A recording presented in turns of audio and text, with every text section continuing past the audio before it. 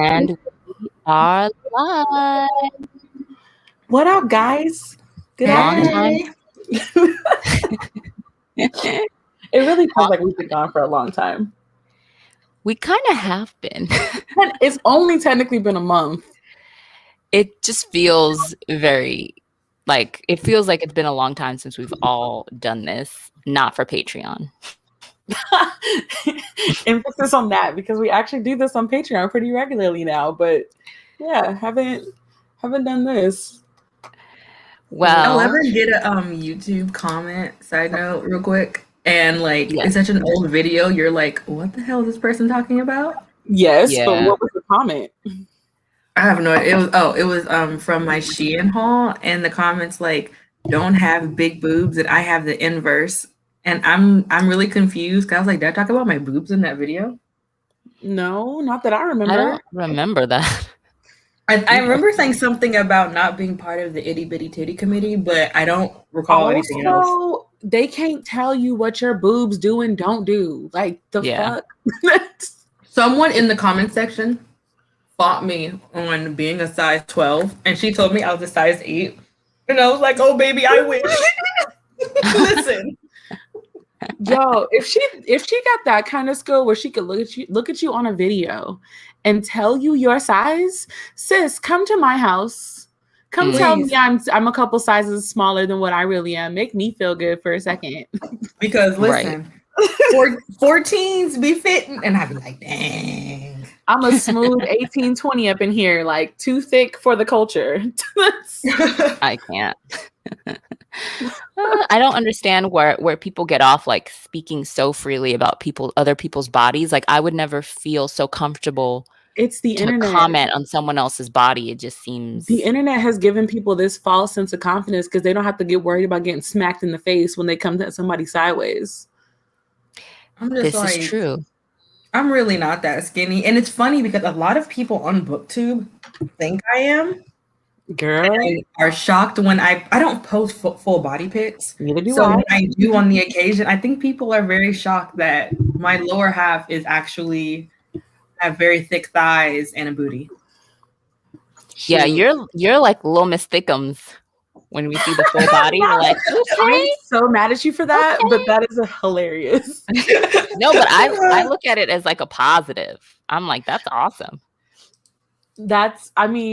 Obviously I take amazing photos of my face because I know my angles. Exactly. Thunder and lightning also come through to play all the time, and they ruin jeans like nobody's business. So I think the funniest part about the Shein haul is that almost everything didn't fit. Yeah, I remember that because you were like, I'm really kind of just disappointed. Like, I gave one of the things to my brother's baby mama. I gave something to my sister. I wear the pants, but the pants they don't really fit. Like, I'm just like, honestly, nothing really fit in this haul very well. That's the gamble with online shopping. There are very few places where you're like, okay, I know that this is my size in this particular brand and it'll fit. And other places, just a toss up. You just never know. And also, sizes are not all the same. They're very arbitrary because a 12 is a 14, is an 18, is a 10 in another place. Yes. It's bizarre. The Shein Plus section actually looking a little right lately. And I'm like, do I really want to try Shein? I love Shein. Like, my sisters are obsessed with Shein. But I'm afraid that I'm gonna get the clothes because you know how sometimes when you're online shopping, you visually picture how you could look in said outfit because of the picture presented. So you have this like visual, and then like you put it on, and it's like, this is not what I visualized. Yeah, or it doesn't fit. So I'm having one of those moments. I'm like, I think I might try out Shein because at some point in my life, I'm going to go outside and have to look presentable. Oh my God, that also reminds me, the dude at Chick-fil-A today hurt my feelings. What he say? God's people hurt my feelings, man. You know how, like, especially in Texas, the like when you pull up to the line, it's people outside waiting to take your order instead of you having to go up to the machine. Yeah. Well, during lunch, they have like 6 people out there. It's the most efficient thing I've ever seen. It's beautiful. And I'm sitting in the car. I mean, granted, I'm very aware that today is just not my best day. So I'm not looking my best. I'm very aware of that. But I pulled down the window, and with his whole chest, he was like, "What can I do for you today, sir?" No, he didn't. No, he didn't. I was like, "Hi." He was like, oh my God, I'm so sorry. I was like, "It's all right." Okay, it is 2021. Why even use the pronoun? Just say, "What can I do for you today?" I was just like, when you're just not feeling in a great place. And listen, I would have pulled off. I'd have been like, you know what? No. Listen, I almost did, but it's during lunchtime, so it was packed. But I really was about to be like, man, fuck these nuggets. I don't even want to go. Oh my God. That is so horribly traumatic. Oh, that's very traumatic. I can't. I mean, like, I was literally like, because you pull up on the side and they're like, "Have a blessed day, ma'am." I was like, "Man, fuck y'all." You know what though? If it makes you feel better, when I was a kid, I had what we now, everyone says cornrows now, but we called them jailhouse braids when we were younger. I had the jailhouse braids when I was young. Set it off braids, but you're right. Exactly, set it off braids. And so they were really short, right? And my dad had a Mustang, and I used to sit in I have 4 siblings. In that car seat, 3 in the back. So I was in the front with my mama, and this police officer pulled us over. He goes, tells my dad, "Sir, I know you care a lot about your son, but he shouldn't definitely be in a car seat." My siblings in the back snickering. My mom is pissed. My dad already done cussed out 6 police officers in a matter of 2 minutes. So he's looking at him. He's like, "My daughter don't have nowhere to sit." And he was like, "I'm so sorry." I was like, "Do I look like a boy?" I was so hurt. He felt so bad he ain't give him a ticket. What? Oh my God. I was not ready for that. Yeah. In case anybody's wondering, we're just kind of shooting the shit right now, waiting for people to come in. Yeah.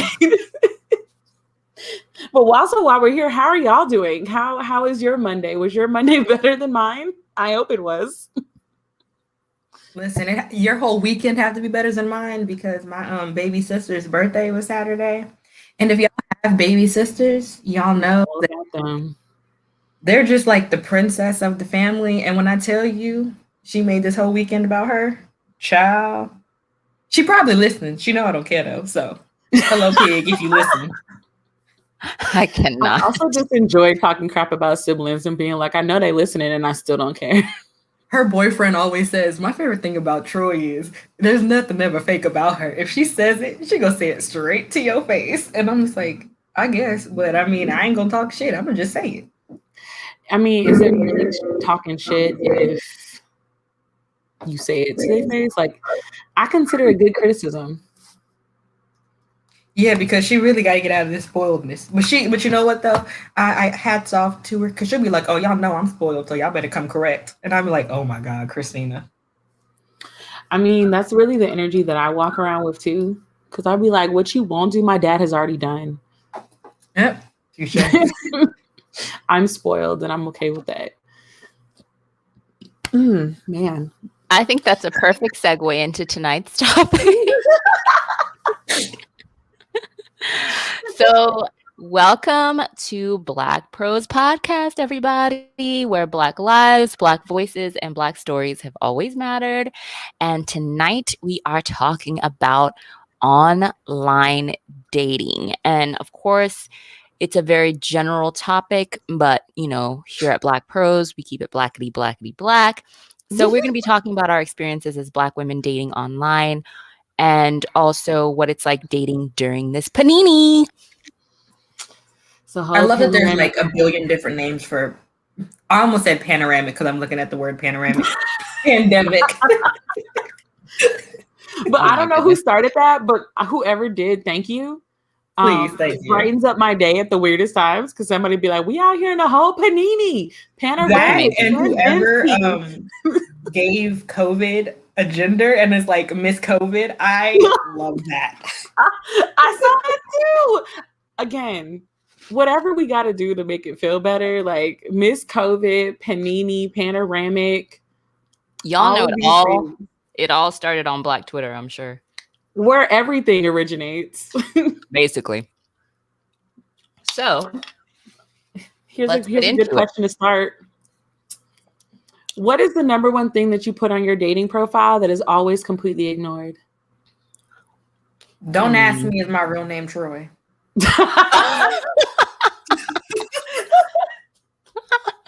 Oh my goodness. Really? I'm not joking. It's on my Hinge account. It's don't ask me if like my name is Troy. Why would I put Troy Nicole as the name? And then I still get people who hit me up and go, so that's your real name? And I'm just like, my goodness. I'm like, yes. It's Wait, I just want to know, like, is it the first thing on your profile? Second. Oh, that's even worse. They didn't even scroll. Nope, you don't gotta scroll to see it. Dang. I don't put a lot on my profile. I don't even put my full name on my profile. What do you put on your profile then? Okay, well, like, I will say this.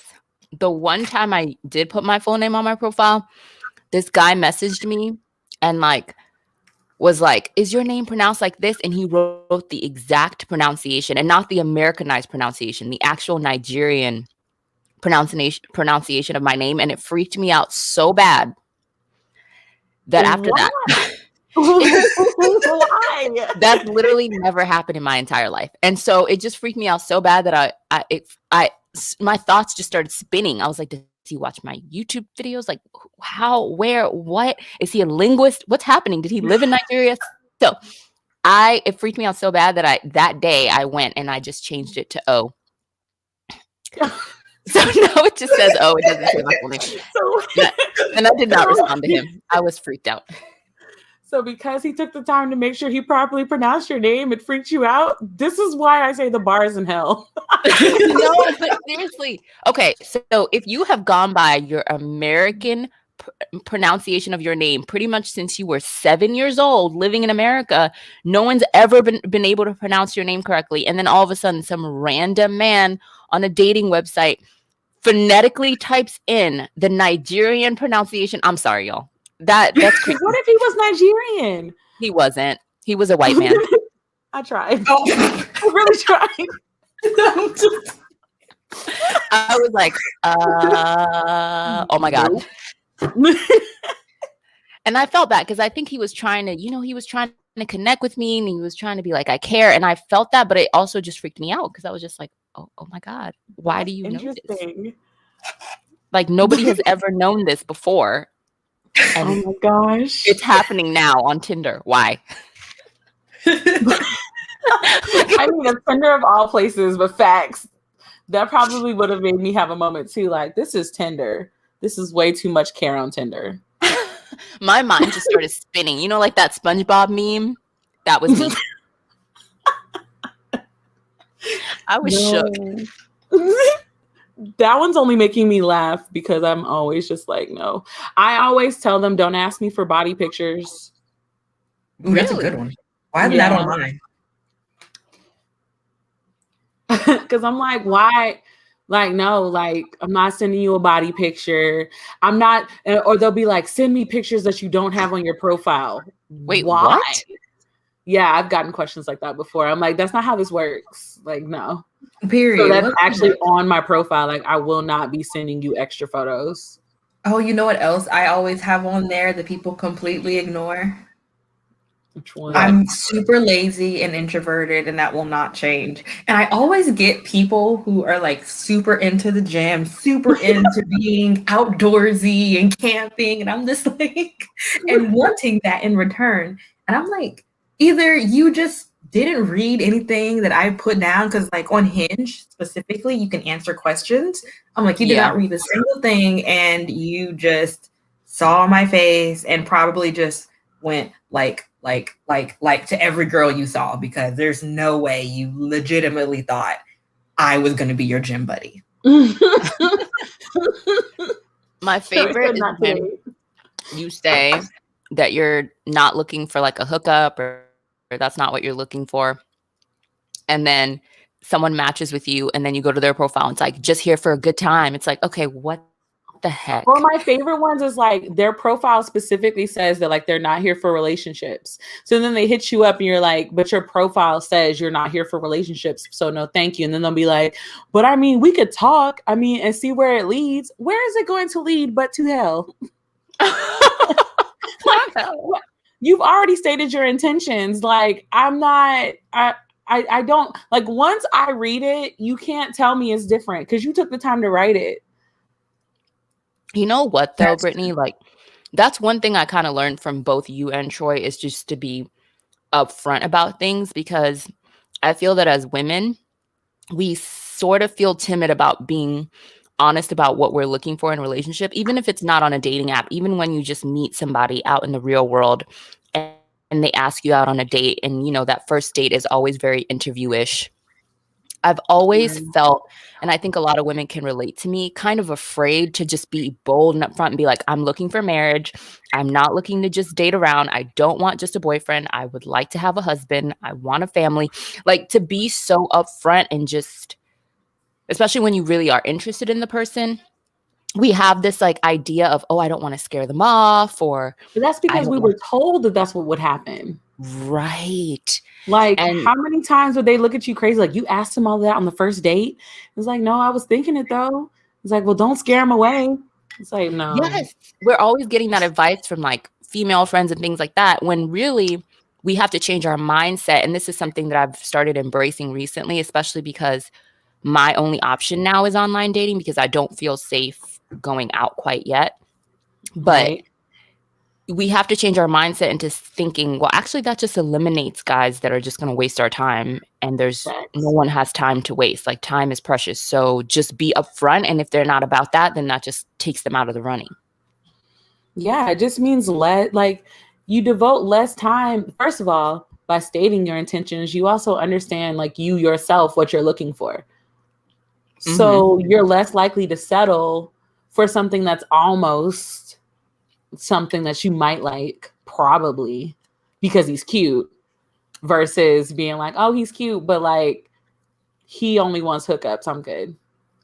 Because I mean, online dating eliminates some of the, well, in my experience, I find online dating to be aggravating, but also streamlining, essentially. Right. Because if I were to meet some of these guys out in public or at a bar or something, I would spend time communicating with them, trying to learn who they are, or try to learn if I'm even interested in learning about who they are in a bar, which always could be a hit or miss on its own. Whereas on online dating, it's like, okay, well, like, what are you looking for? Yeah, it's kind of almost, I have our playback on. It's almost I can't speak words. It's almost kind of like speed dating in a weird way. Like, you know, those old school, like speed dating events, because for me personally, I've never actually seriously dated somebody who I didn't know really well.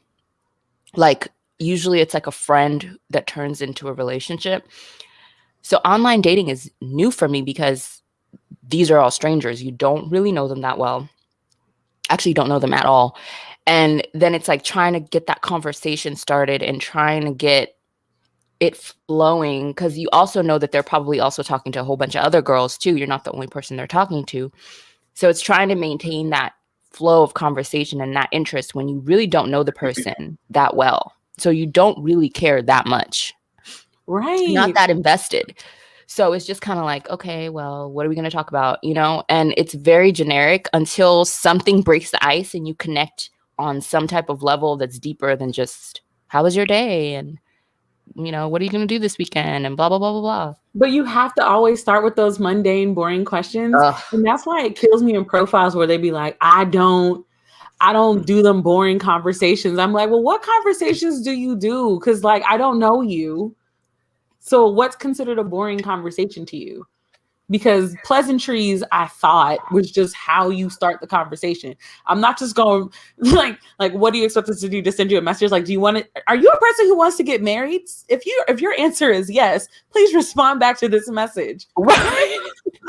I mean, dang, some of them come off real hard, and I'll be like, listen, maybe I should just start acting an AWS because some people like Not an AWS. Oh no. I'm serious because some dudes just be really out of pocket, and I'm like, sir, does your mama know you on the internet doing all this? Oh because my you God, are really all right. I've gotten some wild ones, like, and I'm just like, Troy, they always try you. Why? I mean, we've seen screenshots, and yes, the ones we've seen, they have tried your life. I'm just like, dang, this is crazy. Are they really saying this stuff to her? Listen, this one guy tried so hard to get me to come to his house. I was just like, didn't I already say no like 8 times? Like I just like stopped responding. We are in a panini. And also this was April of last year. Also, who goes to a man's house that you don't know? Like that's just stranger danger. Like you just don't do that. You know, it's bad enough taking a risk. You know, let's say some of us have had experiences where you meet a guy at a bar, you don't really know him, and you go home with him. And, you know, it's like one of those things that happens a lot of times when you're younger in college or whatever. And that's, you know, and then you look back and you're like, wow, I put my life at risk. Because I had like a couple Patron shots. But you know, it's just not safe, especially now with everything that's going on. It's like, why would you ever think that I would be willing to do this or think that it would be okay when we've literally never even met for coffee? I just don't understand what's so difficult about having an experience where you could just go out. Like, why is it that you don't want to meet me out in a public place? Why is it you want to immediately get me to your house if you're looking for a relationship? Because if you're looking for a hookup, I totally understand why you're inviting me to your house. But like, if your first response to me is, hey, like, you want to meet up for coffee versus, hey, you want to come to my house and watch a movie, you can get 2 very different responses to me. I could be totally interested in you. And the moment that you invite me to your house off of a 2-day text conversation that has happened like every 8 hours because it wasn't a full 2 days. Right. I'm turned off. I'm actually fearing for my life a little bit. I watch way too many serial killer things to be okay with this. It's like watch way too many episodes of like Criminal Minds, Snapped. Like I can't do it. It's interesting to me because I found that it's a couple things. The first thing is with online dating, it's almost like there are too many options. And Deja brought up a great question. She asked, do y'all ever get overwhelmed with how many matches y'all get? I deleted mine because I couldn't keep track of all of the guys I was talking to. So I also feel, okay, this is what I feel. I feel like we have too many options, but I also feel like going hand in hand with that, we've lost the art of courtship and the art of conversation. Because like when we talk to our parents and our grandparents, grandma was going out with like 3 guys a weekend, you know, going to the dance, disco and going here. And I went out to dinner with would be Ralph so much on Wednesday. And Henry asked me to, you know, roller skate on Sunday. And George called me up on Monday and was like, yo. So it was like this thing where dating and courtship was more part of our culture and more part of our society, where a woman understood, like, I'm going to vet these men and they're going to have to take me out and show me what they're about. And then I'm going to choose who's the best fit for me. And obviously, likewise, men have choice too, and they have to choose you back. Right. So I think that now we've lost that. And so it's very obvious with online dating. Like, I feel like it's less obvious with in-person dating because there's nothing can beat the chemistry of like a face-to-face interaction. But I think especially with online dating, it's exposed that we have lost that art of like courtship, of really valuing people for who they are, because it's just like swipe left, swipe right, swipe. And then you have all these matches and then you're just like, you go down and you're just like, hi, send, hi, send, hi, send. Right. And if one girl wants you to actually take her out on a date and the other one's like, drop the Addy, they just gonna go for the one that dropped the Addy. Exactly. Exactly. So it's like, I kind of understand, in a weird way, I feel for men because I kind of understand how confused they must be, because back in the day, there was kind of like a general societal standard for women. Like most women followed certain rules of courtship. Of course, I'm talking about straight people. But now women, we have more options in the sense of like sexual liberation and things like that. We just feel like we have more options in what we want. So men must be confused because it's like, okay, well, this girl is clearly just down to come over to my house, but this girl is like offended. So sometimes I put myself in the shoes of a man and I'm like, I'd be confused. I mean, yeah, because the same way that a woman, where in this day and age, we are embracing our sexuality a lot more. Yes. And it's like, yes, I'm definitely embracing my sexuality. Like, I don't mind being a perv, but at the same time, I would also like to be wined and dined. Thank you. Like, just because I'm happy and comfortable in my being doesn't mean that I want to just skip everything and just, it's like, I want the courting. That men are being capable? Asked to go to this, huh? No, finish, please. No, I was about to say, imagine like being asked, like, "Yeah, you want to meet up at the skating ring?" Like, I would have loved that. Just I know. Saying. But here's my thing, though. Do you think men are capable of seeing that level of nuance? Yeah, I mean, okay. So? Let me rephrase. Because I know if you have been on online dating, then you know the answer to that question is iffy. But I kind of feel online dating kind of levels the playing field. Because think about how it was before online dating. Online dating has leveled the playing field. There's no longer I'm going to wait for the man to make a move and him to ask me out. And then he's going to pick me up, wine, dine, court, all that stuff. Now it's either or. It's like if the girl is interested, she could also initiate the conversation.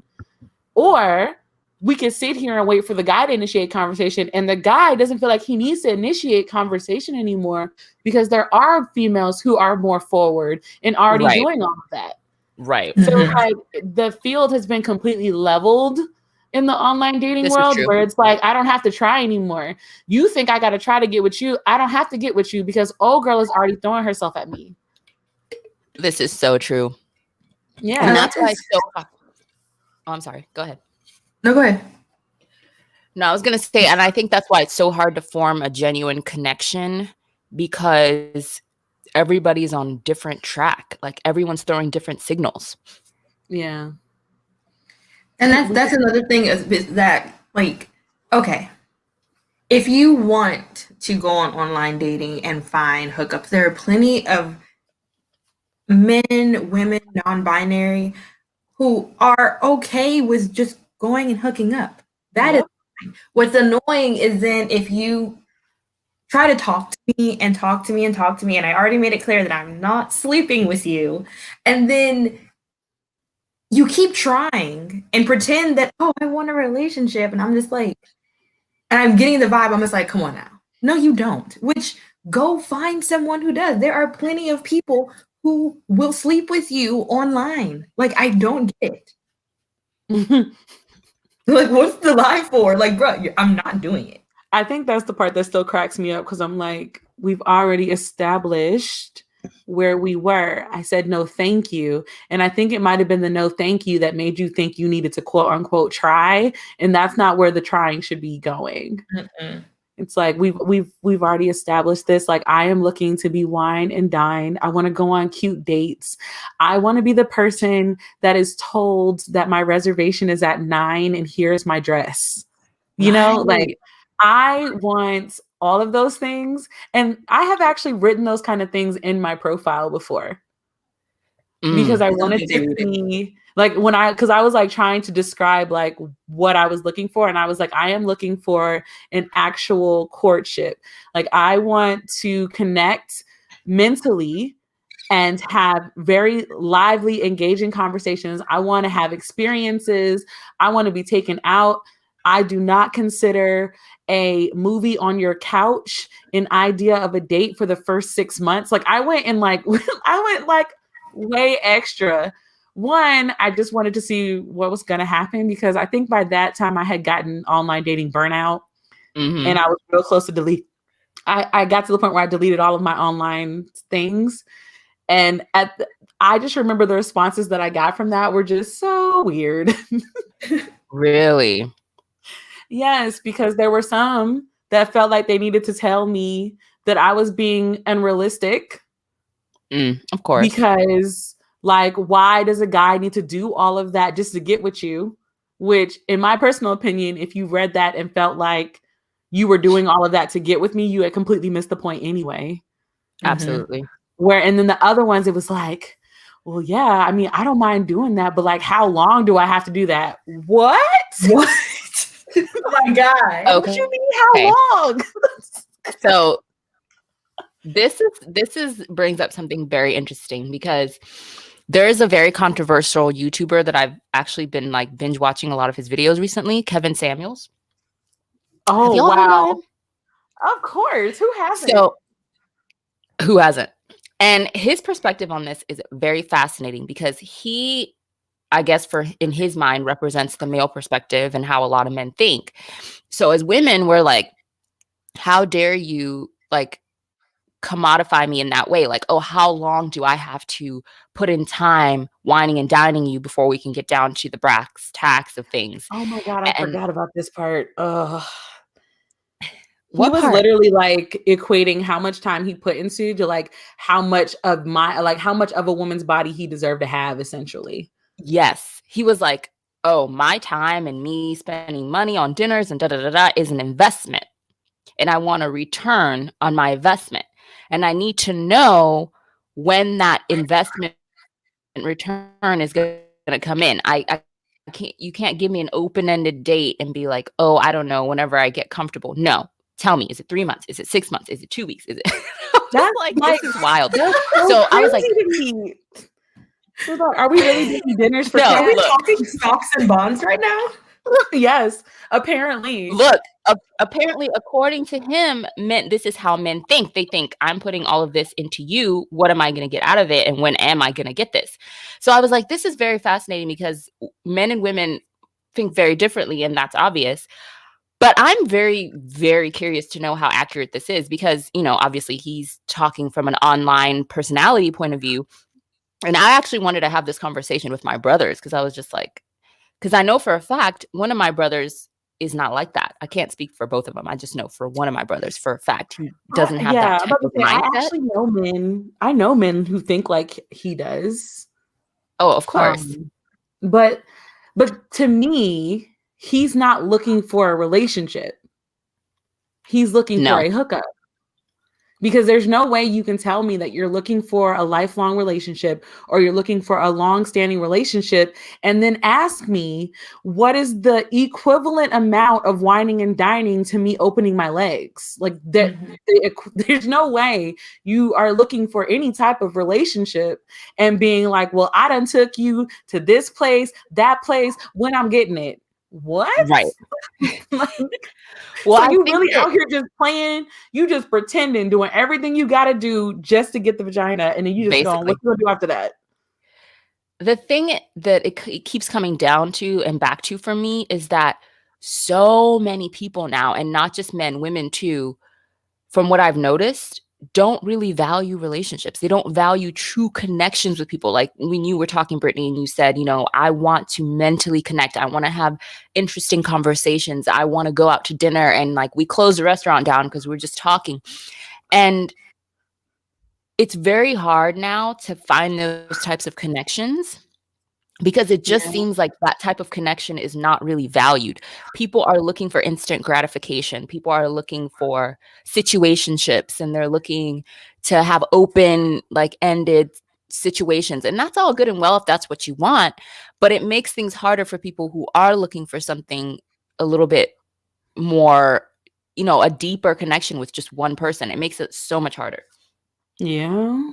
And then they also look at you like you crazy when you be like, yeah, I'm actually looking to date because I have intentions of actually getting married. And they'll be like, marriage is just a piece of paper. Okay.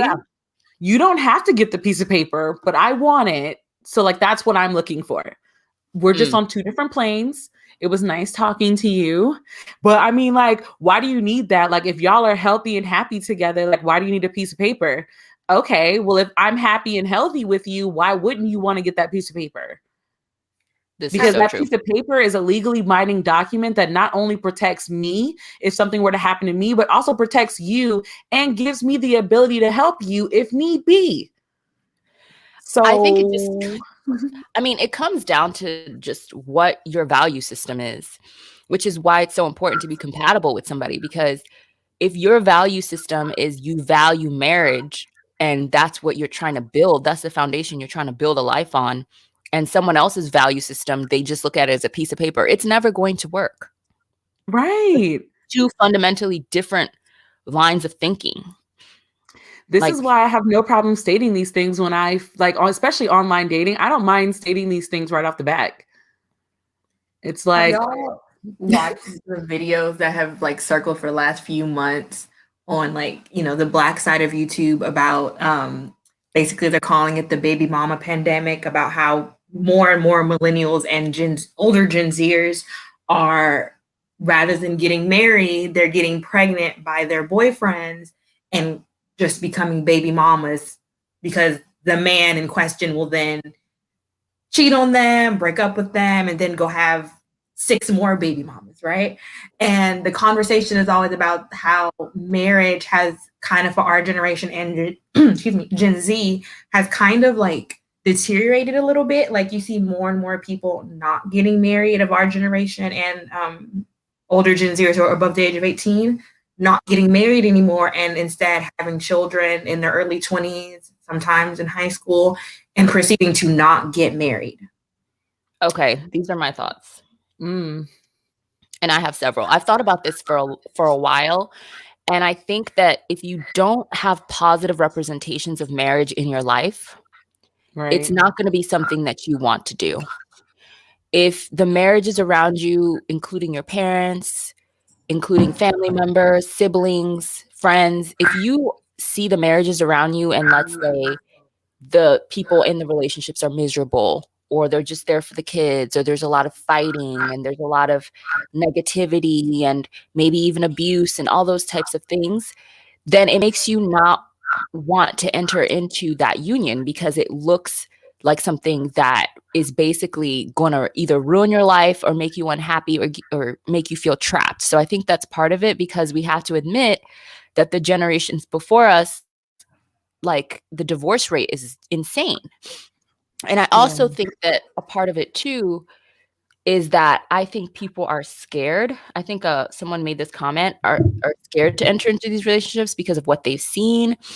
And I also think that it comes down to there being so many options that people are afraid that they're settling down with the wrong person. There's this fear of choosing the wrong person. And I think back in the day when marriage was more common, what used to happen is you chose someone, you chose like Paul from down the street, you know, Joe and Susie who went to high school together. You just chose someone and the world was so small. We didn't have all of these global things. You couldn't see what was in the next town or the next city or whatever. You just chose the person in your proximity that you were most compatible with. You made a commitment, got married, you stayed married. And I think now people are afraid like, oh no, what if I choose the wrong person and I'm going to be miserable and I should have waited and I should have dated more and I should have done this. So there's a lot of fear of choosing wrong. And then my last comment is I also think that like there's been a little bit of, I don't know how to say this without sounding, I don't know, like a crazy person, but I do feel that we don't really know what marriage is anymore. I was totally going to say that. Yeah, we don't know what marriage is anymore. And I think that people don't really understand commitment and love and marrying somebody for the rest of your life. I think it's all very, there is no like definition of it anymore. So people don't really understand it. And you either have people who think that they just need to feel in love every day and just be in the clouds and like a Disney movie, like floating around. And if that's not the feeling, then you're not really in love with them. Or you have people that feel like, you know, everything has to be perfect. I mean, there's just a lot, but those are my initial thoughts.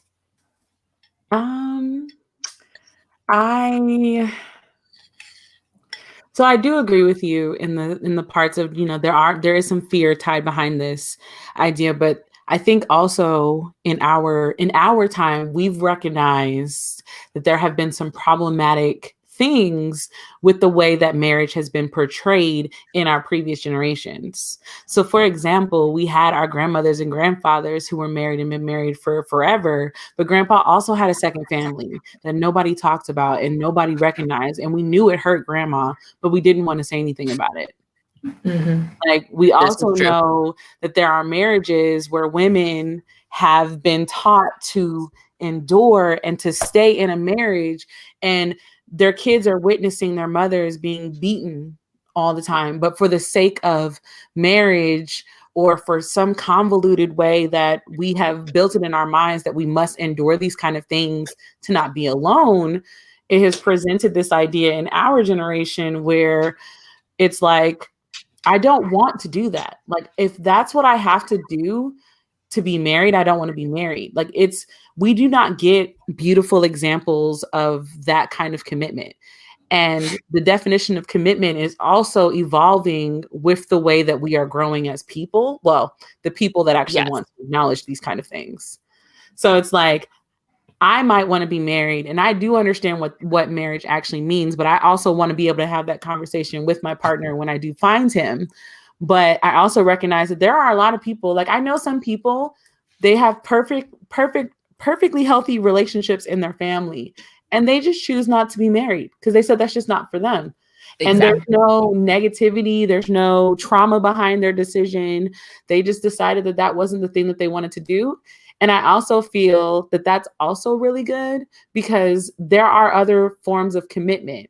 But the problem, I think, in our generation is that not only do we not understand marriage anymore, we also don't know what the word commitment is because this is the instant gratification generation. Yes. Like, we post online and come back immediately to see how many likes we get. Like, so this is the instant gratification generation. So if it's not immediately making you happy in this instant all the time, it's easier to think about leaving it because it's no longer making you happy. Right. Whereas, like, I talk to people who have been married for a while. Like, my parents have been married for 33 years. So I talk to them about, like, what is love? Like, do you love mom every day? And my dad's like, your mama gets on my nerves sometimes. And I'm like, right, that's real. And it's like the idea of marriage and love and commitment, I think all of those definitions need a rewrite for our generation to show like the positives, because there is a lot of negative stigmas associated with especially marriage involving any form of Christianity. There is a negative stigma attached to it. And our generation is very tired of the negative stigmas to where we'd rather just stay completely away from it rather than rewrite it to fit what we need it to fit. I completely agree. And I think that's why it's so important to find somebody that shares your values, because one thing that I have seen in the marriages that I do admire around me, like my parents have been married for 35 years and they just celebrated their wedding anniversary last week. But I know, it's so cute. But one thing I've learned is you have to figure out what your value is, what your values are, what your value system is, and find someone on the same page. Because I know couples who, for them, their marriage is more of like a partnership. Yeah. There are no strict gender roles. They've kind of figured out what works for them. I know couples where the husband stays home and the wife goes to work, and they've kind of made their own definition of marriage and what that means. And the only thing that they hold firm to, obviously, is the commitment, support, loyalty. But when it comes to roles and when it comes to how things work out, they've kind of worked it amongst themselves. That sounds wonderful. For my parents, like, I was having a conversation with my mom about this, and she said that like her marriage to my dad has been a lot about like building a legacy and having like a foundation and something to look into the future and be like, this is what we've built. And I think that there's something to be said for that too. She was just like, that's not to say that we don't love each other, we don't care for each other, but we always came into this knowing we want to build a legacy. We want to have children that we're going to put in a better position for the future, and so that they can put their children in a better position. So theirs was a lot more of a broader picture than just, oh, we're happy, we love each other, and everything's going to be great. And you know, because she was talking to me about how like they came to America and that was always the plan and things of that nature. So I think you just have to find somebody that wants the same things as you, and that is the foundation of your quote unquote marriage. And you don't have to try to fit it into this box that, like you said, Brittany, doesn't work anymore. Yeah. And you know, I think I'm obviously the only one here whose parents were never married. My parents never got married. My dad does not believe in marriage. He has never had the feel to get married. And in retrospect, in Texas, once you're with someone for 6 or more months and you pretty much live at their house, they consider you common law marriage. So my parents felt in that way. Like people would call my mom, his wife and stuff when we were kids and everything, even though they never got married and they never even like went to the courthouse to say, hey, we're common law married. Nothing like that. But they met when they were 19. And they had my older sister, their first child, at like 21. You know, and my mom always tells me, she's like, you know, I loved your dad as much as my 19-year-old self never been in love could have. Just wow. He loved her in the same way that they were 19. They never really been super in love with someone. They had dated in the past, but they had never really been super in love. And then she was like, you know, and then all of a sudden I was pregnant.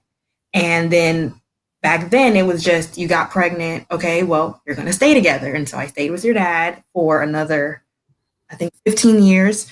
And then broke up, and they needed to break up. My parents should never have even been together in retrospect. I know that would make me not here, but weren't good for each other. You know, to be clear, we are glad they made you.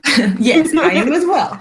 But it's interesting because like, I think watching my parents' relationship really made me realize that a lot of people, millennials and Gen Zers, a lot of times when we think of marriage, we think of you're supposed to be on this high level of serotonin all day, every day. Mm-hmm. And that's not, that doesn't make any sense. Like, just as much as you love your brother, you love your sister, your mom, your dad, your legal guardian, whoever the person may be, they're going to annoy you at some point. There are going to be times where I want to punch my brother in the face and I have to go in his room and be like, listen, we need to drop this. This is stupid. We need to figure out how to have a very non-toxic way of communicating with each other that does not involve me punching you in the face. Oh my Lord. Conversation with my siblings. Facts. You're going to have a conversation with your significant other. You can't think that you're going to marry somebody and nothing about them irritates you. You keep changing. You're never going to stay the same for the next 50 years. You're going to keep on changing who you are, and things are going to be different. And if those differences bring you to divorce, I know a lot of people are scared of divorce and like, I don't want to ever have to go through that. But if your commitment gets to the point where you're like, there's no fixing this, then there's no fixing this. But I also feel like a lot of our generation has a really big, like, it's either there or I'm leaving. Like, if we have this one fight, I'm done. Like, no more. Instead of being like, okay, maybe our old way of fixing things isn't going to work right now. Try a new way. Like, are you really going through a lot of problem solving ways with this person to figure it out? Because you can't think that you're going to be in love with the person the same way you were at 15 or 20 or 30 or 40, because you're going to keep changing. And I think our generation, as well as, you know, Gen Z, has this idea of like, and even like, you know, like TV shows and movies that we grew up watching, you know, you watch the movie and then it ends on a happy note, but you don't see what happens after those, because there's no films and movies and TV shows telling us what happens after that. You know, one of the first movies I ever saw that dealt with like marriage after the married part was that Tyler Perry movie, Why'd I Get Married? No! I'm so serious. I remember that is my representation. That's my mom's like favorite. She watches that movie so much. She's probably watching it right now somewhere. That's funny. But, it's like, but in retrospect, you know, it's true that you go through all these marital problems. You can't expect to always be happy and always love this person and not think sometimes, man, you're low key super freaking annoying. Absolutely. There's a reason why spaces like man caves and she caves were created. It's like, it's okay to love somebody. It's also okay to want to be away from them for a second. Mm-hmm. Like, I think that one thing that the panini has shown us is that people are married to people. I know. Sorry, can't help people it. are married to people that they don't like. People are with people that they don't even like. Because when I think about it, a lot of us have managed to be in friendships with people where we've had toxic moments in our friendships, especially when you've been best friends with somebody for a long time. You've had toxic moments. You've had moments where y'all didn't talk like that because you were pissed at something they did. You've had moments where y'all had to literally square up and be like, I will beat your ass if you ever say that to me again. You know what I mean? Like, you've had those friendships where y'all just been through it all, but you're still friends. Because you genuinely like each other, you genuinely vibe, you have respect for each other, and you're like, I'm not just gonna throw away this friendship. I've known this person for so long, like this is like one of my besties. We're gonna get through it.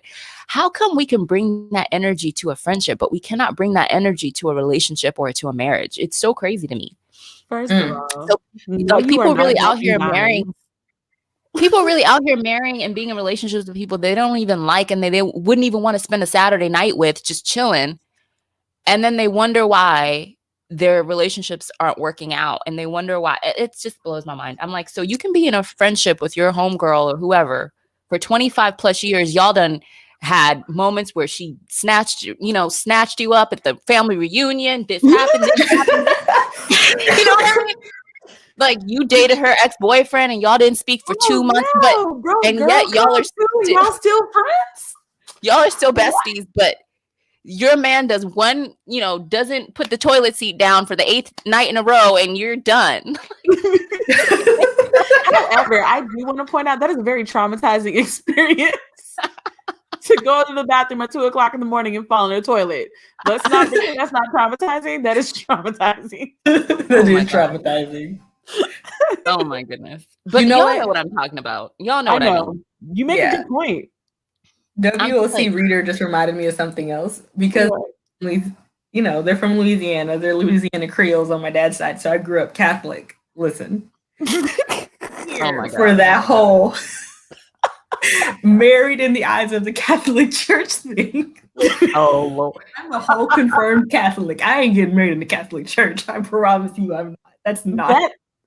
I don't know. I don't know much about Catholicism, but every time you tell stories about it, I'm always just like, it's not for me. No, absolutely not. I respect your decision, but that's not for me. No thanks. I saw this one tweet once that was like, you're not a practicing Catholic if you tell people you grew up Catholic. And I was like, oh. Really? Yeah, because a lot of people who grew up Catholic and are no longer within the church anymore, they'll be like, oh, I grew up Catholic if someone asks them their religion.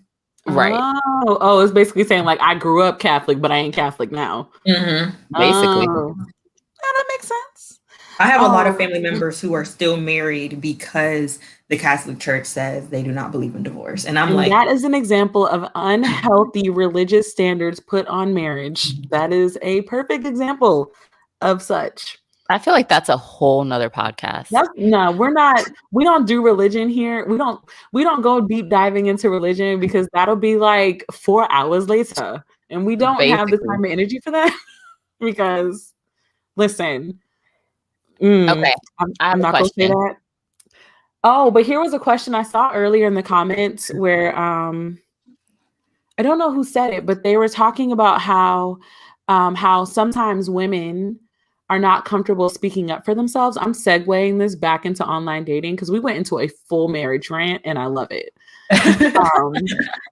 But talking about how women are not used to speaking up for themselves and setting a standard without compromising later. And I like remember that time me and Oshley got on here and gave y'all that like chat about things we learned in our 20s so that you don't have to. Just consider this another moment. If you have to drop your standards for him to finally be dateable, he was never dateable in the first place. So save yourself the time and energy and just don't drop your standards. It's uncomfortable at first to just be like, this is what I want, but you will feel so proud of yourself when you be like, I actually stuck to it. Like I had an example of a guy where I was like, please acknowledge, like if you miss a phone call from me, please acknowledge that I called you, because it's like inconsiderate to try to just be like, hey, what up? I called you like 3 hours ago. Like, where you been? Like, please acknowledge when I'm actually reaching out to you. And he's like, oh, cool. I was like, I'm serious. Like, this is a serious pet peeve of mine. Because I'd only been talking to him for like 3 weeks. I was like, this is a serious pet peeve of mine. I will stop talking to you over this. Like, this isn't a non-negotiable for me. And he was like, nah, man, you tripping. And I was like, delete. Yeah. It's like he wasn't even going to attempt to meet that. Yeah. It's like, just because there are so many times that, I mean, women in general have been taught this idea that we need to be like meek and like submissive in a dangerous way, because there is obviously a great way to be submissive, and be these people who just conforms to whatever the man wants, because obviously we have to do everything for the eyes of a man, and it's created this idea that we're not supposed to speak up for ourselves when we're dating. Basically. And it's like, nah, like if you find your person, every example that I've seen of happy, healthy relationships, when you find your person, you can be yourself with that person. I'm a very vocal person. I have no problem stating what I want, and I can come off very arrogant, but my person is going to be totally fine with that. And I'm not going to stop being me just so I can get this guy to continue to talk to me. It's like, nah, I don't have the energy. It's really not. Because then you have to pretend to be somebody else for basically the whole relationship. And that's just not sustainable. No, it's going to crack at some point and cause problems. Also, don't let your girlfriends, your guy friends, nobody tell you the same thing. Like, oh my God. Friends will tell you, girl, aren't your standards a little too high? No, baby, they're not. Do not ask nobody like, do you think that I would? No. It's okay to want what you want. Don't let nobody tell you. Now, let me be clear. If you are a person with terrible credit, no chance, like no desire to fix your own credit or your bad money habits, and you keep talking about how you want a 6-figure man who do this, that, and the third, do you actually deserve said 6-figure man if you're not working on yourself? Like that statement of like, would you date you, is an actual serious question that you have to ask yourself, because if you wouldn't date you, who gonna date you? Period. I completely agree. I think people confuse high standards with unrealistic standards. Right. I think that if you are in a certain place in your life where, like you said, you haven't really gotten yourself together, you're still just out here floundering and lost, but you want your partner to have themselves completely together, it's kind of that weird thing where you're kind of looking for a savior. You're looking for someone to come and save you and give you a life raft. And that's unrealistic. It's probably not going to happen. And so people need to have a clear distinction between unrealistic standards and high standards, because high standards are literally just having respect for yourself and wanting to be with someone who respects you, supports you, and you do the same for them. Like, however that spells out in details. But people be acting like, you literally, for example, Brittany, you saying that you wanted to go on dinner dates and things like that, and the men being like, excuse me, those are awfully high standard. No, those aren't high standard. Like, those are real. You know what I'm saying? Like, that's not too much to ask. Just say that you're not willing to do it and move along. Read, love, listen said something very important. Your mate is a reflection of you. Yes, absolutely. Oh, another thing, Miss WOC Reader said, wanting marriage before a baby shouldn't be an unrealistic standard. Men don't want the paper to tie you to them for the rest of their life, but are fine with the child doing the same. Listen. Listen. I have my thoughts on this, and they're kind of harsh. Oh, so before you say this question, or before you say this response, like I have seen Twitter, like people on Twitter who are baby mamas see comments like that and lose their mind. Oh yeah. So is your comment going to further infuriate? Because it's like, go ahead and say it. Yes. I think men fall into one of two camps, right? Ooh. I think that there are genuinely men who don't believe in marriage. Yes. That is a real thing. Yes. Or they don't believe in the social construct of what we've made marriage to be, where you're literally involving the government in your union with somebody. Yes. I can respect that.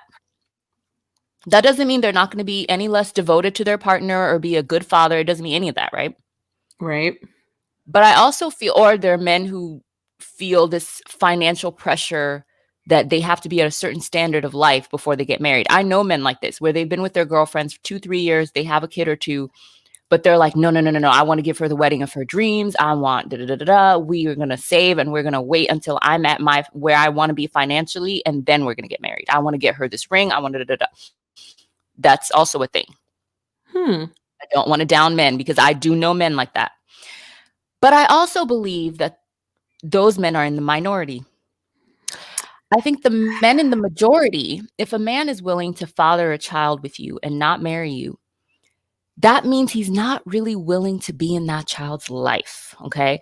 He might be here now. He might be here, in and out. But the problem is he's not going to be involved in like the day-to-day, because y'all probably not going to be in the same household.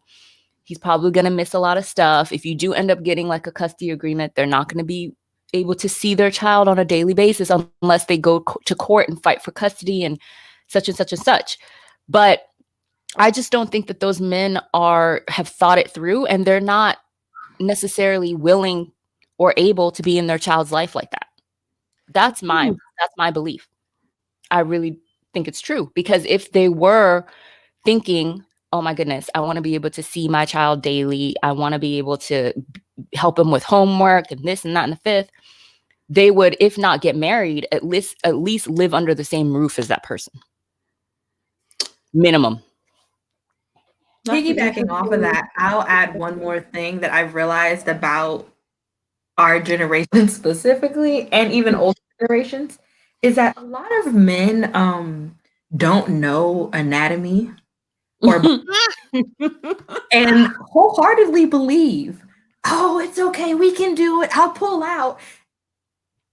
And then you end up pregnant, because in their brains, this one time isn't going to do anything, as if, they didn't make plan B for a reason. They made plan B so you could hurry up, take the pill, and stop it from happening. But I've even had to like explain things to my dumb brothers, and I'm like, y'all do realize it only takes one time. You can think, oh, I'm not ovulating, I'm not doing this, Why is it that they know the phrase ovulating, but they never mind? Let me not. I don't know. Listen, boys will know lots of things, but then don't know basic biology.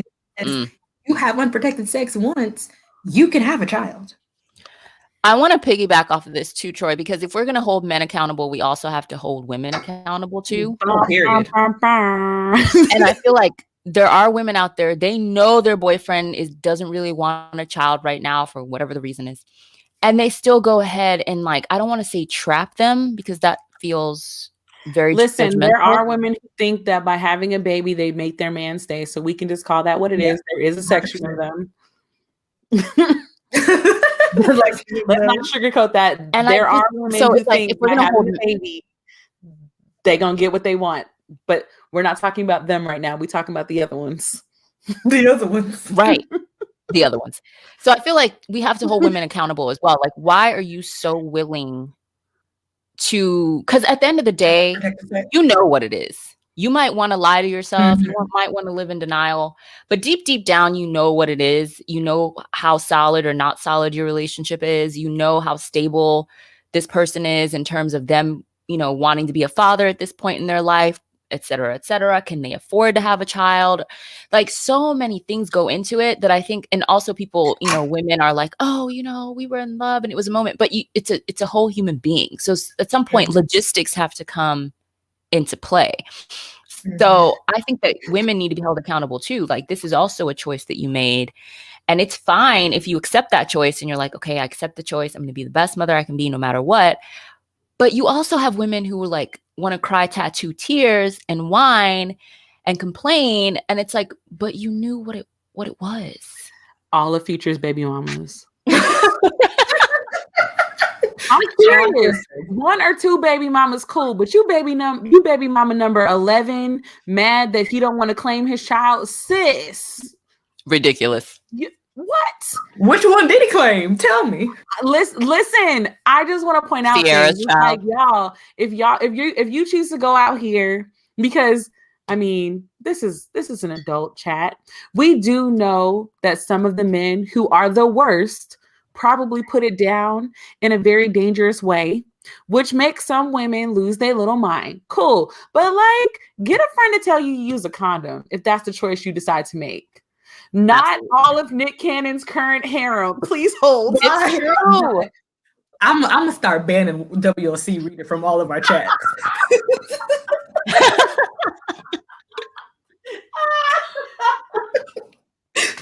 Oh shoot! Oh my Lord! I was not ready. Wow. But it's true. Nick Cannon has like 3 women pregnant right now. Too. I was about to bring up Fertile Nick too. Oh man. That brought tears to my eyes. I forgot I've actually met women and known people who like do the utmost to have unprotected sex and not get pregnant. Like, they'll chart when they're ovulating, chart when it's okay. I'm just like, what? I'm like, sis, listen. Pregnancy aside. That's a lot of work, first of all. That's a lot of work. And they're STDs. Are you insane? Okay, listen. Especially like, look up the STD rate in your city. Just look it up. What'd you say, Oshale? Woo. Were you talking to your dog? No, I just said Russian roulette with your life. Yeah, like in the city that you're in, go ahead and Google your STD statistics. Google your AIDS statistics. Do you know why the U.S. is secretly a third world country? Because we are terrible in every number system. We are either the lowest of the lows, or we are ranking high in places we should not be ranking high in. America is secretly a third world country, and I say that all the time. They over here worried about Africa. Meanwhile, they daughter out here just spreading chlamydia like it's candy. Oh no. Not like it's candy. Oh my goodness. Okay, so I want to ask a question because I want to bring it back to online dating. And this is a question that I think this is a question that's interesting and important to answer, because there is this perception, and some of it is, true, but there's this perception that Black women have a harder time dating and have a harder time dating online. What now? Let me find the study while you're talking about it. Okay. So that Black women have a harder time dating and dating online, and that we are, quote unquote, the bottom of the totem pole and like the least desirable and all this stuff. And there definitely have been a lot of interesting social experiments that have proved this to be true. There have been studies, but I also like to talk about like real life experiences and how we've experienced it since we are Black women. I thought this would be important to touch on. We can't really have a conversation about online dating and not discuss that. I don't want to go first. Oh God. I do not want to go first. Like, it's okay. I'll go first. And it's okay. Obviously, that's true for a number of reasons, and we do not have enough time to get into every single one. Right. But as far as me personally, I think In a weird way, it's almost like in the back of my head when I am doing especially online dating, I always have like this inner thought process of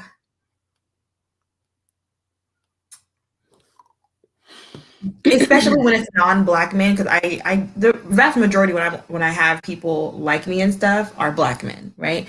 And the vast majority of I've talked to have been black men. Yes. Sometimes, even with them and non-black men, there have been times where sometimes they'll say things and I'll read the message and I'm like, this is low-key kind of racist and microaggressive. And I'm just like, I always wonder, I'm like, are other people having this problem? Like, or is it specifically because I'm a black woman that I'm having this problem? Like, I've had men say something about like make comments about natural hair, and I'm like, oh yes, we're gonna that had me actually, because a lot of my pictures I'm in braids, and so I started pictures of me with my natural hair. Yes. Oh, girl, let's talk about it. Because I gotta are we sitting here for a second? Let's go. Because listen, look. The number one discrimination that I get on online dating is about my motherfucking hair. Yes. Yes. Because I can be Keisha, LaKeisha, Renee, Claudia, whichever wig I feel like putting on, and my natural hair comes to my boobs. I have men go, is that your real hair? Do you have hair? Like, are you natural? Like, where? Like, can I actually see a picture of your real hair? I want to make sure you have hair. Oh my God! What? Do y'all remember the screenshot I sent y'all a few weeks ago of the one guy that was like, "Yes, you look kind of good with braids." Oh my God, I remember that. Like, what is that? Okay, yeah, no, that was completely uncalled for, and I've noticed because on my dating profile I have pictures of my natural hair, pictures with braids, pictures with my hair straightened. I've noticed that black men overwhelmingly like the pictures with my hair straightened. White men overwhelmingly like the pictures with me with braids. I was just about to say that. I was like, the most compliments I get on my hair are by white men. Black men are the first people to ask me where are the first people to ask me how long is my real hair. I actually get that question more from black men. The level of anti-blackness that's rooted in our community is truly crazy. The fact that and it's gotten to the point where if a black man only likes the photos of me with my straight hair, I start giving them the side eye. Like, I'm just like, okay, I have a lot of pictures on here with my natural hair, and you didn't like any of those, but you made it a point to like the 3 or 4 pictures of me with my straight hair and comment on it and say I have beautiful hair. Or one guy even said I had good hair for a dark skin. Let's talk about that. Oh, wow. Like, it's just like, what does I caught myself. I forgot we were on live. I almost said something. Woo. And I'm just like, what the heck? Like, you just disqualified yourself. Or I had one other guy that said, oh, I know our kids are going to have a head full of hair. You got a lot of hair on your head. I was like,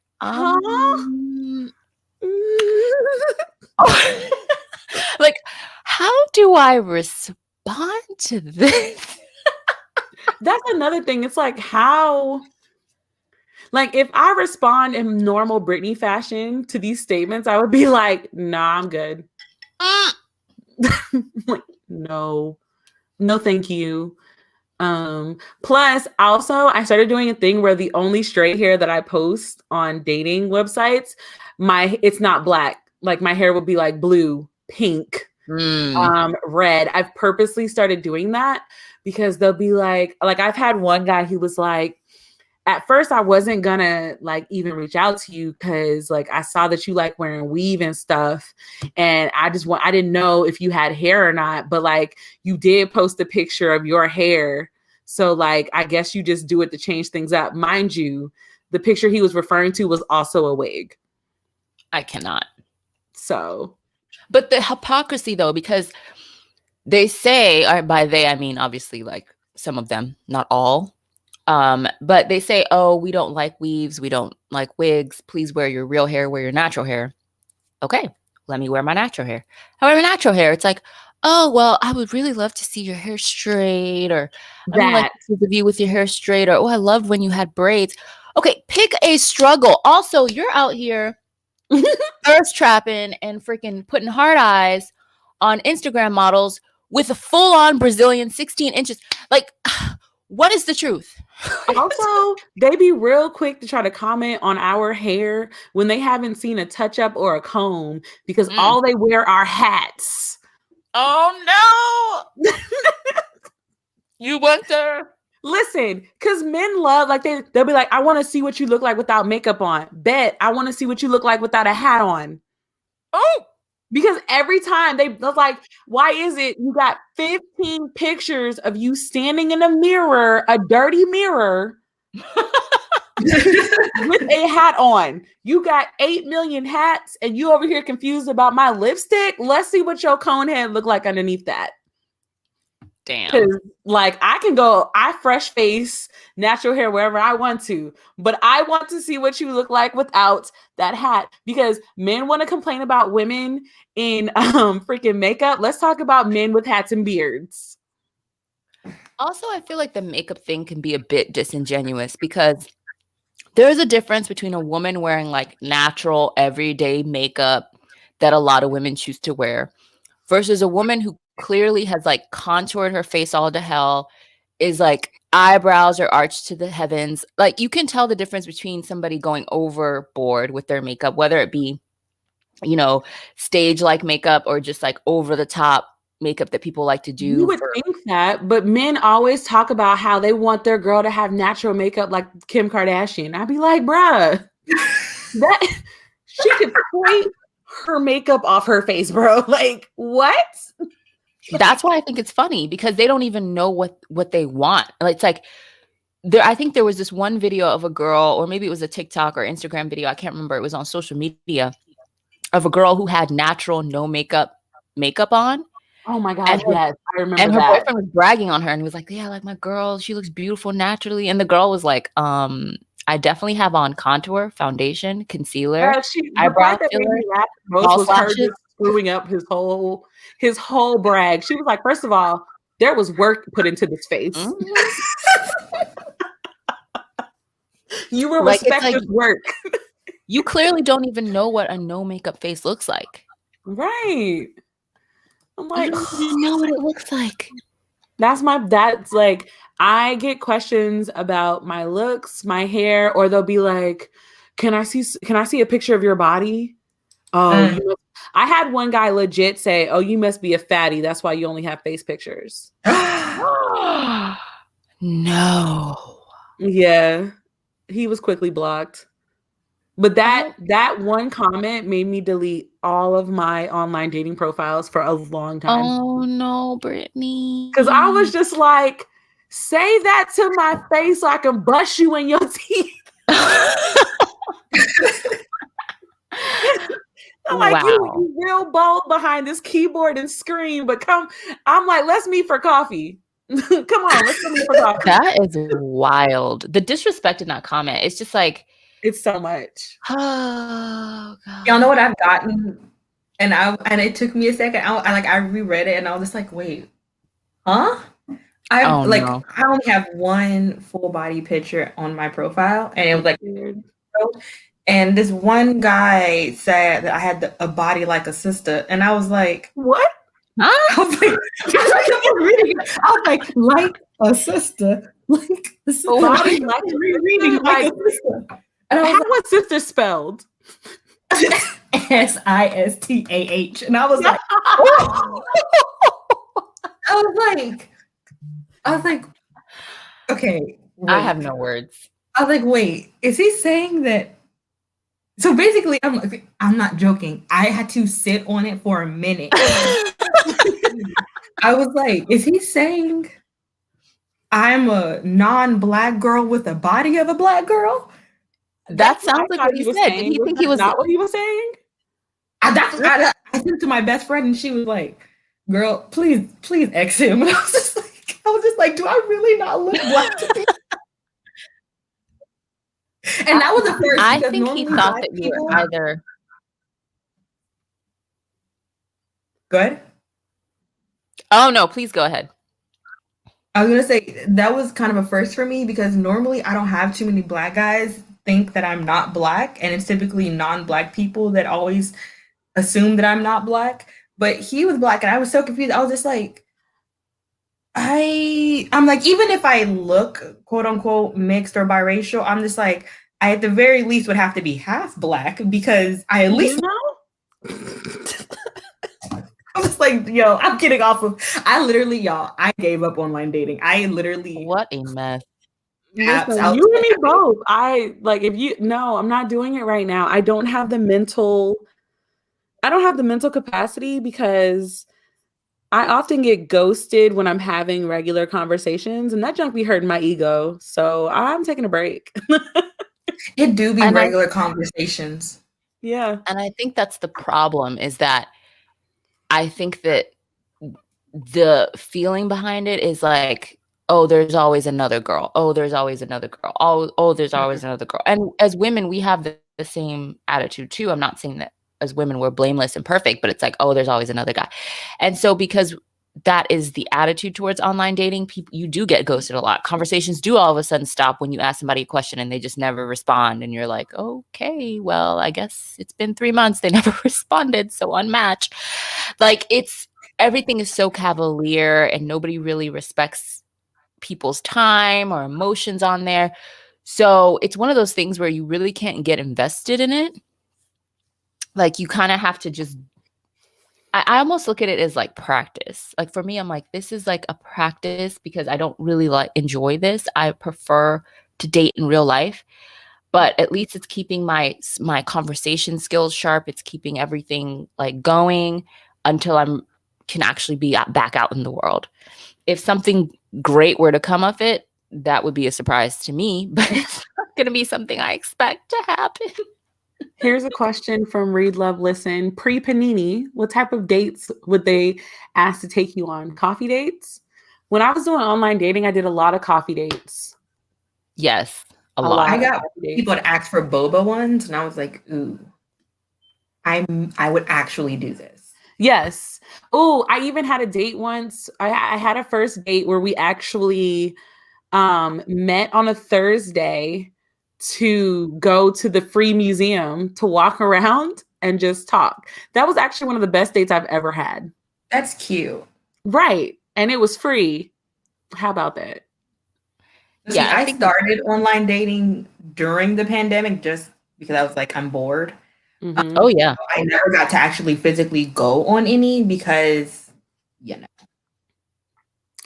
Yeah. Pre-Panini online dating, I felt like was a little bit easier for me because like Oshley, I like the physical dating thing, like going out and seeing the person in real life and, you know, communicating. I have tried a couple of the Panini versions of online dating where it's like, hey, do you want to FaceTime or do you want a duo or whatever? And those have not been great.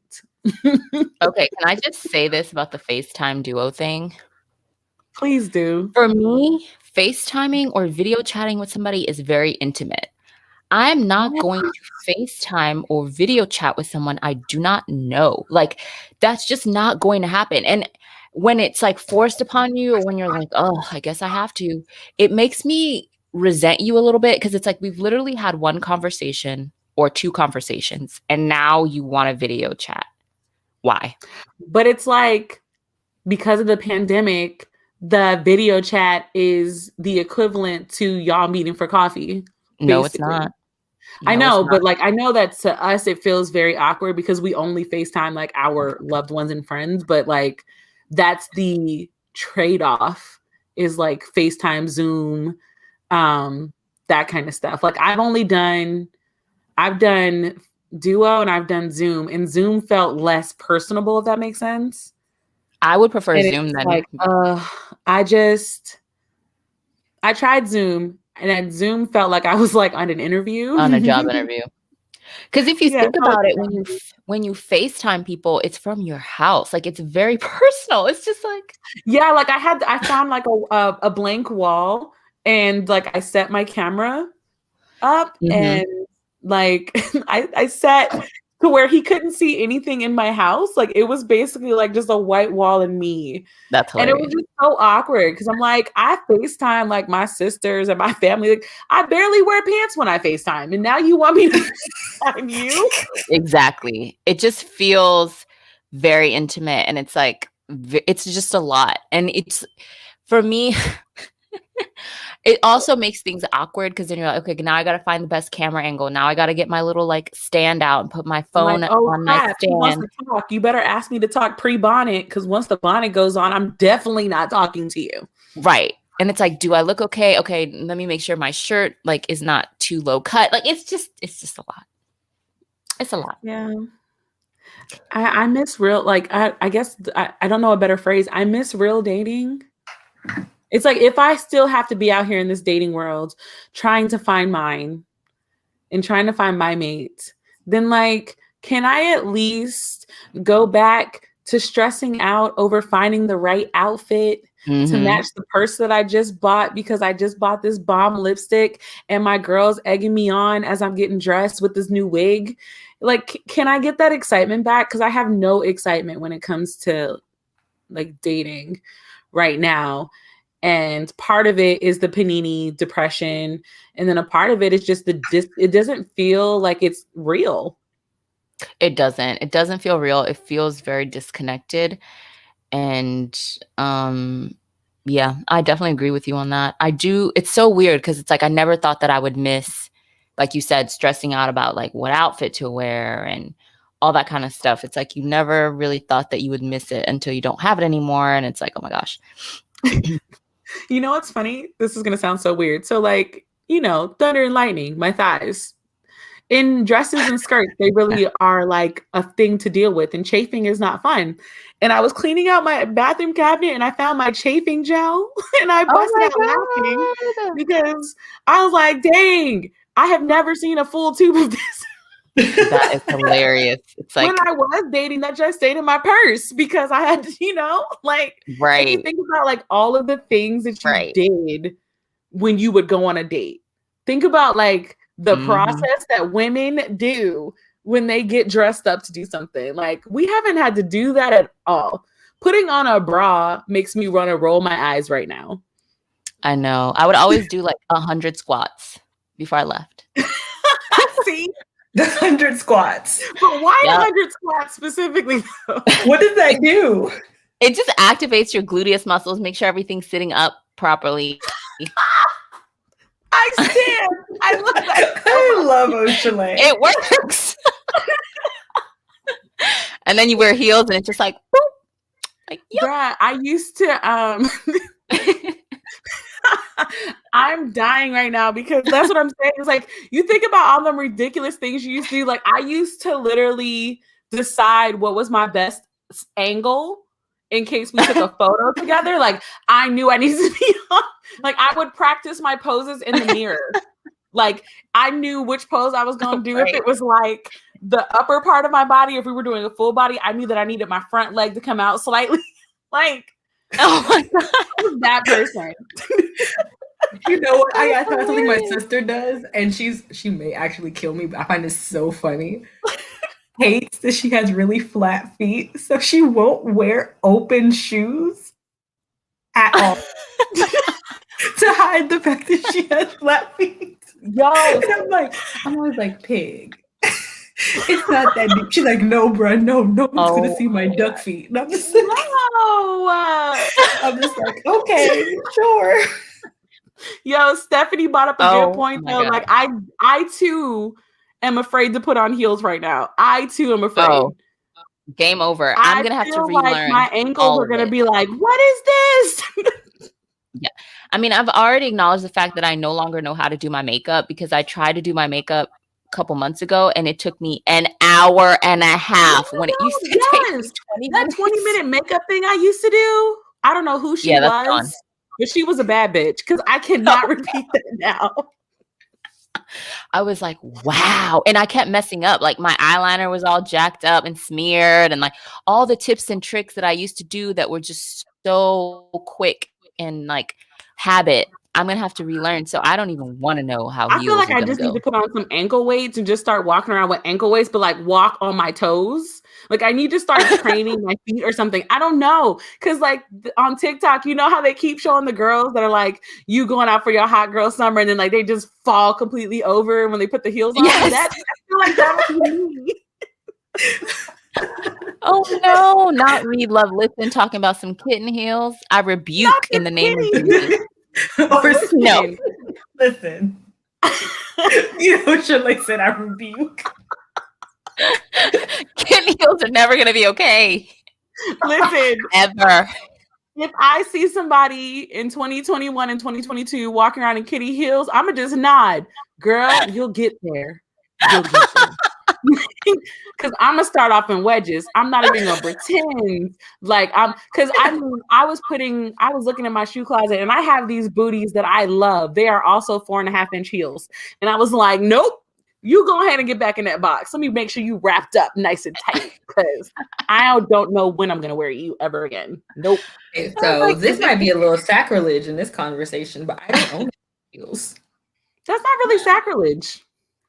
Wait, I didn't own. When I say heels, I'm actually referring to booties because I actually haven't bought a pair of like regular heels in a minute. If and you I think only about bought it because of my job at one point. If you think about it, there's such rare occasions nowadays where you have to wear a proper heel, unless you're in certain professions. Exactly. That it's kind of like I feel like back in the day we bought heels because it was part of the style, like. Wearing heels. I remember being in high school and like wearing heels was like a thing. Like it was it was fashionable. I was in sweatpants every day. Oh, okay. I kid you not. I wear sweatpants every day, sophomore, junior, and senior year. Well, yeah, because you played sports. That makes sense. So that doesn't surprise me actually. But I just remember because I was like super girly into like all that kind of stuff, and heels was part of the style, but now it's more like street style is the fashion and not so much heels. So, or if they are heels, they're like the chunkier heels. I have seen a lot more chunkier heels, which in a way I'm not too mad at because, you know, style it right. But I also have no style right now as well. So there's that. The last pair of heels I've ever, like the first and probably last I've ever bought were prom, and I did not buy them. My grandmother was like, no, they have to be 4.5. I was like, why? So I can die. And then everyone their shoes. So I mean, it didn't even matter. Right. I'm serious. I wore them for maybe the first 10 minutes of prom, and then everyone was just like, screw this. Everyone took off their heels, and I put the quote unquote black baggage claim and did not look at them ever since. That's bad. That sounds pretty accurate. Yeah. That's just, but like I said, but also, like, I'm super clumsy. So there's just as a person who trips up her own stairs regularly. Oh yes. I already know that, you know, this is a thing I'm gonna have to work on again. But like I look for, like, for example, my mom bought me this skirt and this really cute purse. And it's gonna, in my mind, I'm like, I'm gonna pair it with a really simple button-down white shirt. And I have these brown booties. I want to put them in. Them booties are 4 inches high. Ooh. And I was like, I'm gonna get this outfit before spring is up. Okay. Like, I don't care at this rate. If I have to go to Walmart in it, I'm going to Walmart fully dressed. Like, I even know which wig I want to wear with that outfit. Like, I'm just waiting for the chance to wear the outfit. Right. Do I have to go to a place where I'm going to go from my car to the door to a table? Absolutely. Because them shoes don't hurt when I first put them shoes on. I know it. That's kind of what it is now. It's like, for me, I'm just like, I could be comfortable and wear these flats or these sneakers or these cute little sandals. Okay. Or I could be in pain and wear these heels. Yeah, it's not worth it. I don't want to be in pain. I'll just wear these booties and call it a day. Facts. Read Love Listen said off topic, but have y'all seen Ready to Love? What? I'm scared because that sounds like all of the other shows where it's like 90-minute, 90-second fiance and all this other stuff, whichever ones they are. I've never What's seen Ready to Ready to Love? Love. Is it another reality show thing or is it like an actual movie? Oh, is that Texas show? Is that Texas show? Hold on, I'm Googling because I want to know. It's on OWN, the OWN network. And it's a bunch of singles from Texas or Georgia, one of those states. Who are a whole bunch of Black singles. It's basically like The Bachelor. An unscripted dating series from a male perspective is coming to screen. Ready to Love features successful Black men and women in their 30s and 40s as they go through the steps of courtship. These men and women are looking for everlasting love. The men bring their observations and experiences to the forefront as they search for true love. Thomas, nephew Tommy Miles hosts the show. I have never seen this. I didn't even know this was a thing. But I kind of want to watch an episode just to, just to see what's going on. I've seen ads. If Tommy posting it, I want to watch it. That's also a thing. I don't know. But like I don't have cable, so I got to figure out how to watch it. But I want to see a premise, I guess is the thing. But it's on definitely YouTube, the premise. I'll find it. Yeah, apparently the 3rd season is in Houston. I think that's the YouTube video I saw. I didn't actually watch it, but it keeps popping up on my recommended. Like, are they saying that like the Black professionals are in Houston? And if they are, where are they? Oh no. You got 2 Houstonians in the house. Brittany's like, straight cap. This is not real. Listen, because I have participated in Houston business. Like I've done group events and Eventbrite and all that stuff, and I ain't see that many. Not Eventbrite. Lord. I'm gonna say that as nicely as I can. But yeah, we've actually been on here for a full 98 minutes. I was just about to say. And y'all know that on Mondays we're supposed to keep it short. Okay, I'm really confused. Oh, okay. There we go. Sorry, something just popped up on my screen and it was basically like Jada Pinkett wearing a hijab and I just had questions. Oh, wait. This is a fun question. Is it true that men in Houston want to be approached versus the approaching? I don't know, because they really be approaching people. I was about to say, to be honest, I had not met anybody more aggressive than a Houstonian. Just try to go to the gallery and do some nice little shopping. You'll find out. Hey. Oh no. Red, blue, one in the sneaker.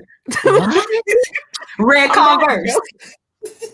But Troy is laughing because I'm not laughing.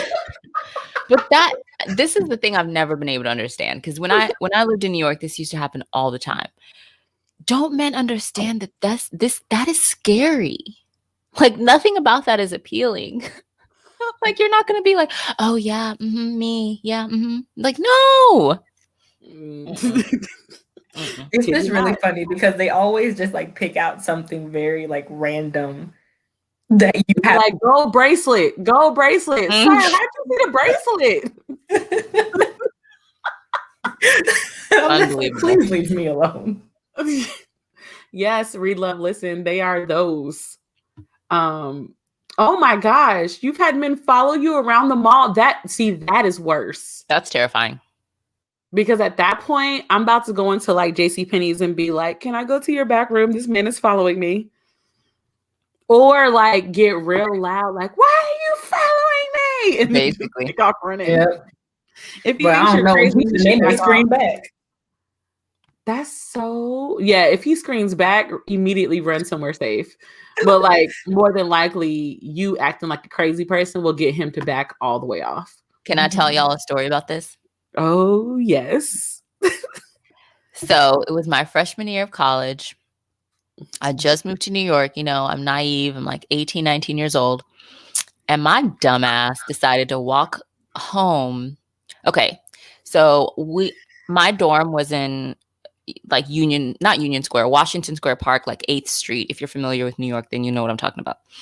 And my dorm was on one side of Washington Square Park, and my friend's dorm was on the other side of Washington Square Park. And like an idiot, I decided at like 1:00 in the morning, I was going to walk from her dorm to my dorm because I'm thinking, oh, I just have to cross the park. It's no big deal. Like, this is technically NYU campus. Like, oh God. But this is just me being naive and not realizing, like, you dummy, you're in New York City. Like, don't walk across a closed, deserted park by yourself.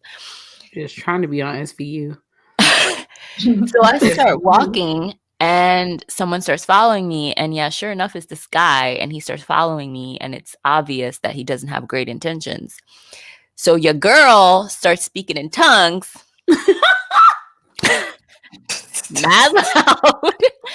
Mad loud, and I start jerking and flailing around. And when I tell you, he turned around with the quickness and love. I am done. I need Ocean Lake. So you, I can just visualize this. That makes it so much funnier. I was like, he was gone. Oh my God. Yep. Listen, I went to Florida State University, the breeding ground for Ted Bundy.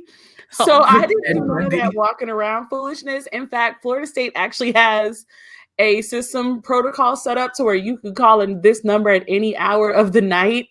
And Florida State staff will come pick you up and drive you to your dorm. Nice. Like they don't want a Ted Bundy part 2. Oh, right. So, they play no game. However, if it ever happens, I will be speaking in tongues as well. Oh, I went full out Pentecostal. I was like flailing. I was rolling my R's real hard. Please. I was taking demons captive to Christ. Like, it was a lot. Oh my God. That is fantastic. Listen, y'all. If you're being followed, act possessed. Act possessed. He was like, oh, wait, shit. Nope, she's crazier than me. I'm out. Wait. I'm having a memory. Didn't you on live once tell us that, or was it in the group chat where you were like, with your parents, you used to pretend that too? Yes.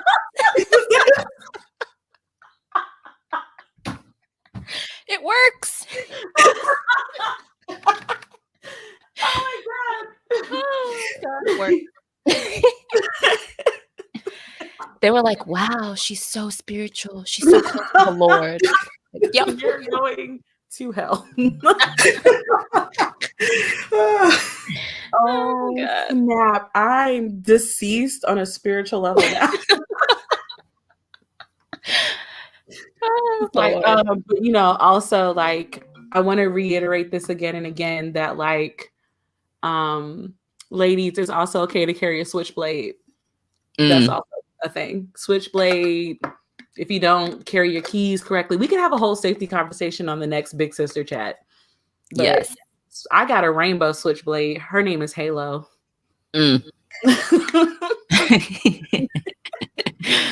Not Halo. Because if I slice her, she opened up everything. Halo. Oh my gosh. That is hilarious. Good thing we're not monetized.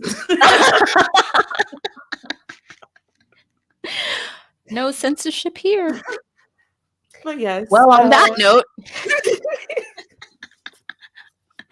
we are going to wrap this on up. A couple of announcements. Yes. Don't forget, the next Sunday at 5:30 p.m. Central Standard Time, we will be talking about Remote Control by Dr. Nnedi Okorafor. Yes. If you have not started it yet, don't worry. It is only 4 hours long of an audiobook, so you could actually get that book done in a day. Mm-hmm. And then we would love for you to come join us and have the conversation. Yes. Very exciting. I can't wait. Next Sunday, April 18th, 6:30 p.m. Eastern Standard Time, back here on this channel. We will be talking about my book pick of the month. And I'm very excited to dive into this one because, you know, I like the sci-fi paranormal world thing. It's a girl named Death. Really can't ask for more. I know. And I feel like it's so short that it actually makes me even more excited because how much can she fit into like basically you saw what she fit into Benti, so exactly. I can't imagine what she fit into this one. We also have a colorism talk coming up. I believe it's the last Sunday of the month or Saturday. I can't remember. It's April 25th. So that's the last Sunday of the month. And we're doing something a little bit different for that. We're doing a call-in show. So if you are interested in being a part of that live and sharing your thoughts and experiences with colorism, please send us an email, a DM. You can DM us on Instagram. You can email us. I believe our email is also on Instagram. Yes. Basically, we decided that the best way to have a community conversation about colorism is to include the community. And yeah, because, you know, we are 3 Black, cis, hetero women, and our experiences are different than yours, and your experiences are just as important as ours. So we want more input this time, because this topic we are focusing a lot more on being mixed. The conversation, the title of this one is the one drop rule. So we especially want to highlight voices of those who are biracial and want to add your opinions. Remember, these conversations are intense. So if you come out here with a wide mouth and acting crazy, you're going to be booted from the community because this conversation is not going to be an easy conversation. Basically. Yeah. Well, on that note, thank you so much for joining us for this live, for our Monday night podcast. We are very happy to be back. We've had a great rest. We've regrouped and we're ready to move forward with the rest of the quarter and wrap things up. So definitely join us next Sunday, 6:30 p.m. Eastern Standard Time to discuss remote control. And we cannot wait to join you for our colorism talk. And we will see you this weekend. Bye, guys. Bye.